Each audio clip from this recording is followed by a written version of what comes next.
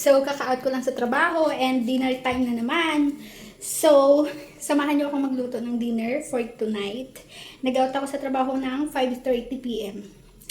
So, magsi 6 p.m. na, pauwi na yung josawa ko and kailangan ko nang magluto kasi 7 kumakain na kami ng dinner or 7:30. So, sino sa inyo marunong magluto ng pork puchero? Disclaimer, hindi ako chef or expert or whatever. So, ito lang yung way ng pagluluto ko ng mga foods sa aking mini vlog. Ayun. So, kasi medyo mahilig lang talagang luto-lutuan. Ayun. So, since mag-isa lang naman ako sa bahay, so, why not samahan niyo ako, guys? Let's go! Napakatahimik dito, guys. So, I have here sitaw. So, sitaw na lang kasi wala akong, actually masarap yung Baguio beans sa pork puchero, gusto ko yun. Kasi wala akong ganun eh. So, sitaw na lang. And then, repolyo, maglalagay din ako. Carrots. So, 2 pirasong carrots lang. Kasi kunti lang naman yung pork eh. For like, basta mga half kilo lang. Kasi 2 lang naman kami ni Mr. yung kakain. And then, banana. 3 banana kasi malalaki naman eh. Patatas. 2 lang. Bawang, ito lang, kunti lang. Sibuyas. Ano pa? Okay, maglalagay ako ng pork and beans. And then, tomato sauce. Yung pork ko, kaninang umaga, so nag-marinate na ako. So, marinated na siya. Nilagyan ko na ng mga pampalasa ko like kalamansi, toyo, konting asukal lang. Kasi naglalagay talaga ako kasi medyo gusto ko medyo sweet. Pero hindi naman super sweet ah. May touch of sugar lang talaga siya. And then, yeah, magic sarap. Ano pa? Oyster sauce. So, naglagay din ako. So, yun, para at least, di ba, medyo talagang malasa na yung karne natin. Let's go! Maghihiwa na ako, guys. Strainer. Aking strainer. So, bago ako maghiwa ng gulay, hinugasan ko muna siya.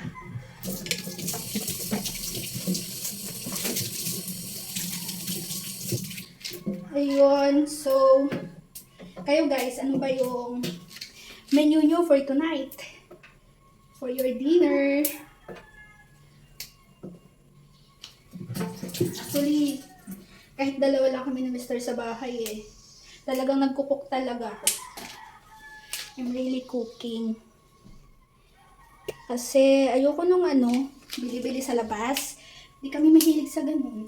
Unless lang kung minsan talagang gala-gala kayo ganun. So, talagang pag nagsispend ng medyo mahabang oras sa labas, so okay lang kumain sa labas. Pero here sa bahay, much as possible, I really cook. So, mga ganito lang ka. Iksi. No? And there. Ayun. Alam mo ba guys, paano ako natutong magluto? Kasi before, parang ang tagal kong mag-isa, I've been living alone. So, nag-apartment ako, no? And then, I'm all alone. So, everything, I have to do by myself. Kaya ako ganito na medyo, very independent. Kayang-kaya ko mag-isa. Maggagawin yung mga bagay-bagay. Okay. And then this one, guys, hindi ko na siya binabalatan talagang paganyan. Ganito na lang, oh. Kinikis-kis ko lang yan. Kasi, yan. Sobrang nipis lang ng balat ng carrots. Kaya ganito lang yung ginagawa ko. Ayun. Ganyan lang. O, diba? And then, yan, hugasan mo siya. Ay, makalat. Actually, pag gumagawa ako, pag nagluluto, ganyan. Ayoko na. Masyado kong makalat. I guess, marami na yung 2 carrots kasi hindi ako ganong mahilig sa carrots sa ulam. Pero kumakain ako pero hindi gano. So, ayun. Isa na lang. Okay lang yung patatas. Actually, meron ako dito. Ano ba yun? Okay, peeler. This one, oh. Pag ganito kasi yung gamit, mas madali siya. kesa ano. So, ito, mas madali talaga ito. Ayan, ganyan lang guys.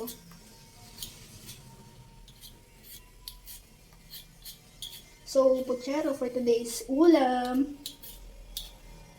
Ayan lang. Sobrang tahimik dito guys, as in. Though, malapit naman kami sa kalsada, pero talagang tahimik lang talaga dito sa bahay. Walang maingay. Ayun, mga tricycle lang.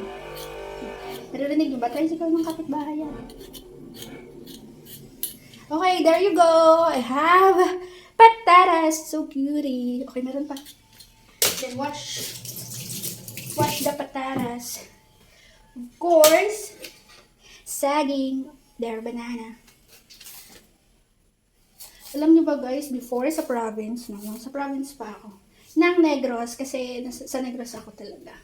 Dami naming banana. Lawak ng banana namin. Wala lang, share ko lang. Childhood days. Nakakamiss din, Childhood days. Then, like that, hinihiwa ko lang siya ng dalawang hiwa. Dalawang hiwa, diba? So, mayroon akong 3 slice ng banana. Ang lakas ng ulan dito guys today. Diyan ba sa inyo, umuulan na rin? Kasi rainy season na no? Month of July. This one, kasi medyo maliit lang. Isang hiwa lang. So, ayun, 2 lang. Month of July na, so, siguro rainy season na talaga. Kasi, may mga bagyo-bagyo na no? Sibuyas, maliit na sibuyas lang. Kasi, ang mahal din ng sibuyas ngayon. Kaya, yun, pag nagluluto, isa-isa lang, pwede na yan. May touch of sibuyas lang. Okay.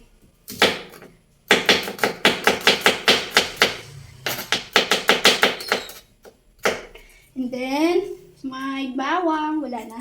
Okay, ito lang yung bawang ko. So, I guess, 3 slice lang to. 3 ulo, kumbaga. Ang pabango lang talaga to guys. OMG. There you go. Okay, pauwi na yung aking yusawa. So, maya-maya may kasama na ako dito. Buong araw, gusto ako lang. Ako lang at kayo lang yung kausap ko, guys. So, pagbigyan nyo na ako. Diba? Ma-share sa inyo yung mga daily routines ko, mga ginagawa ko, especially yung mga luto-luto. Dahil nga, medyo mahilig talaga ako magluto. So, ito yung parang pastime ko and at the same time, parang stress reliever ko siya, yung pagluluto. Kasi diba parang whole day, you are at work, I am in front of my laptop. And then, stressful din yun You're all alone and then you're facing in front of your laptop the whole day. Diba? So, kailangan mo talaga maghanap ng mapaglilibangan. Then, after kong gumawa, syempre, kailangan ko linisin yung lababo. Dapat malinis right after magkalat. Lagi ko nga sinasabi, kung hindi marunong maglinis, ay huwag magkakalat. Yun, simple rule lang naman, di ba? Para wala kang lilinisin, susundin mo yung kalat mo. Ayun, there you go. Maghihiwa na ako. Hiwa. Sabi, dito na lang. 1, 2, 3, 4. Okay. Ganito. Hiwain ko pa ng half. Okay. This one. Okay.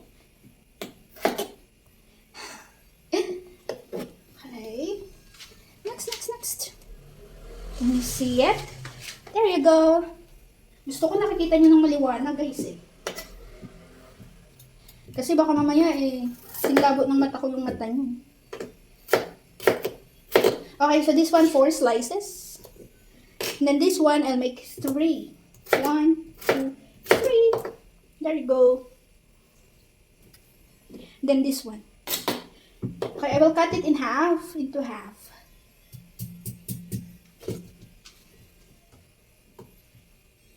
Ayan. Then, slice. Mga ganitong slice lang guys, oh.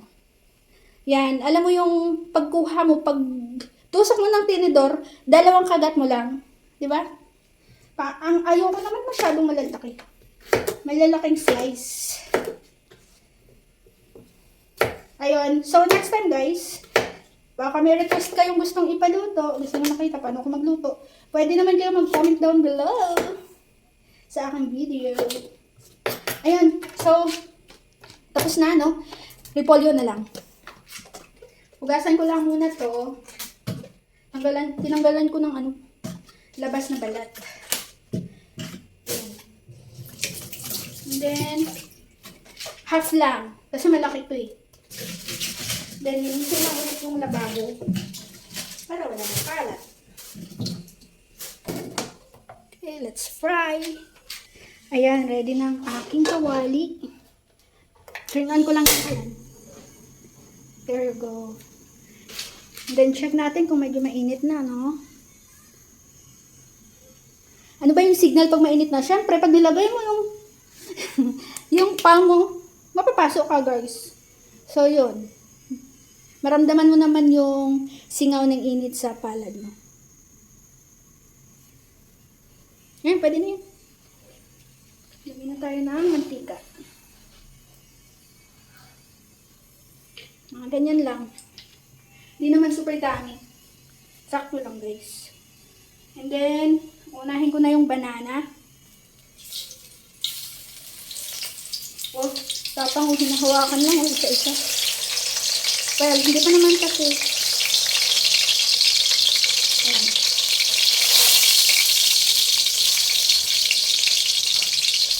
Ayan.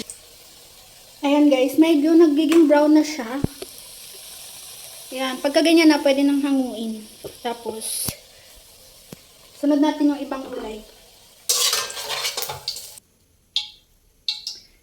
Ayan. Next ko ay patatas. Patatas.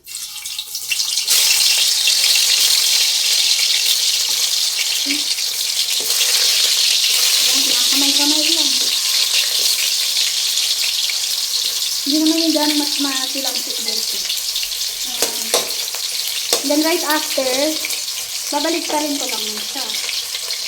Kasi mainit na yung mantika natin dahil may una nang nagisa or na prito.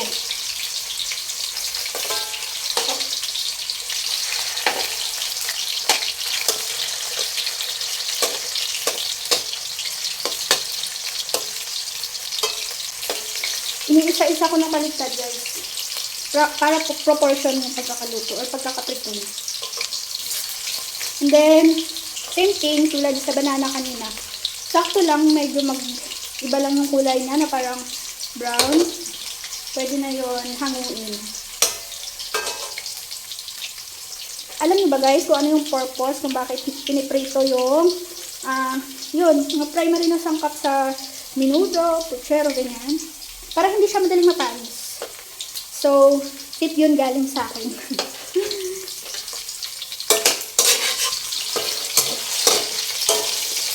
Naglalast talaga siya. Mga ilang araw. Saka diba, mas masarap siya pag init-init. Yan, okay na to.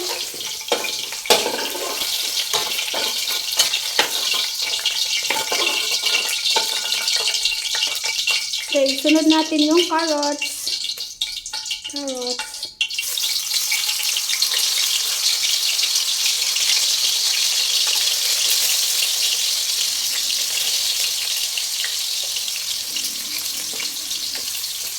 Ayan na. Ayan, okay na to guys. Ayan, okay na yan. Hanguin na natin.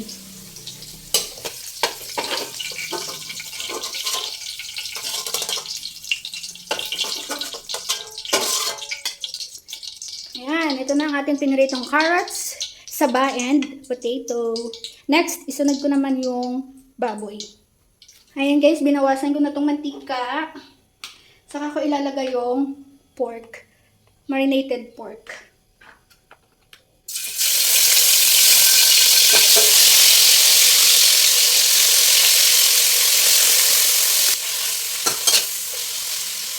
Yung meat na to ay belly part.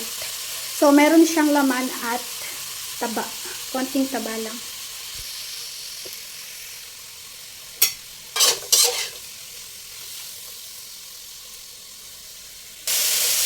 Ayan guys, okay na yan. Saka ko naman isunod yung bawang sa sibuyas. Lagay ko lang sa gitna. Ayan, pinagsama ko na yung sibuyas sa bawang. Ayan o. Sa gitna.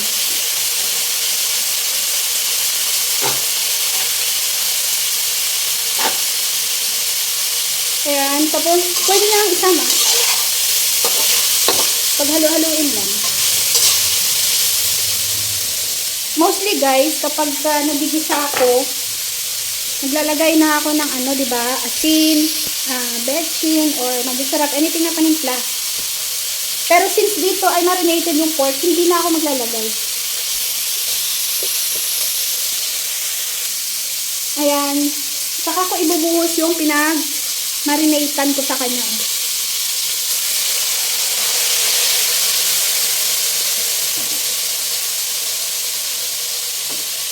Saka ako maglalagay ng konting tubig. Dito na rin sa pinagbabaran ko.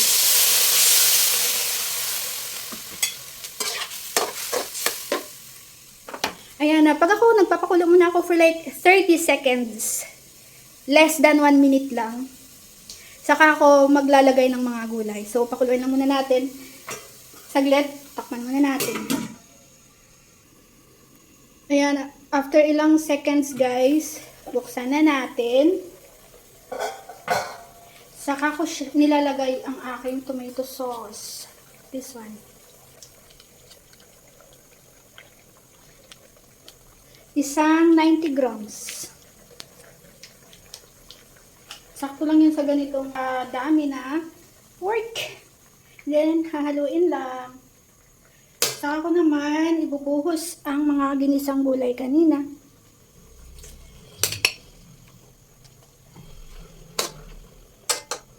Ayan.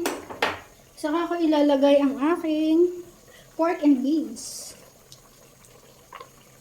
Isang pork and beans lang guys. Depende sa inyo kung gusto nyo. Mga ilang ganito, diba? Kanya-kanyang trip yan guys. Okay. So, actually, I'm almost done. Hahaluin ko lang to.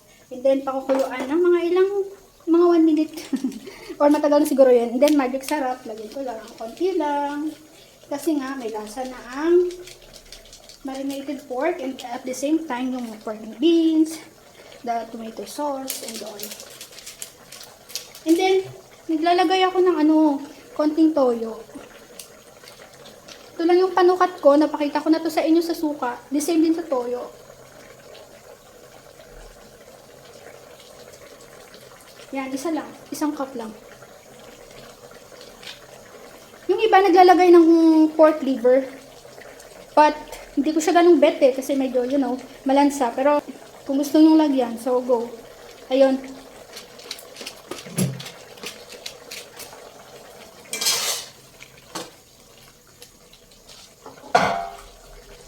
Ayan o, sarap na guys o. Takpan ko lang ulit yan. For like 1 minute. And okay na yan. After ilang minutes, saka ko naman isusunod ang beans.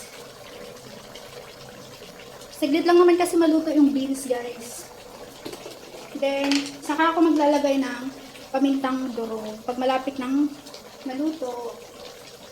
Kasi medyo mapait to guys sa sa menu. Medyo mapait yung paminta pag maaga mo siyang nilagay. Halo lang ulit.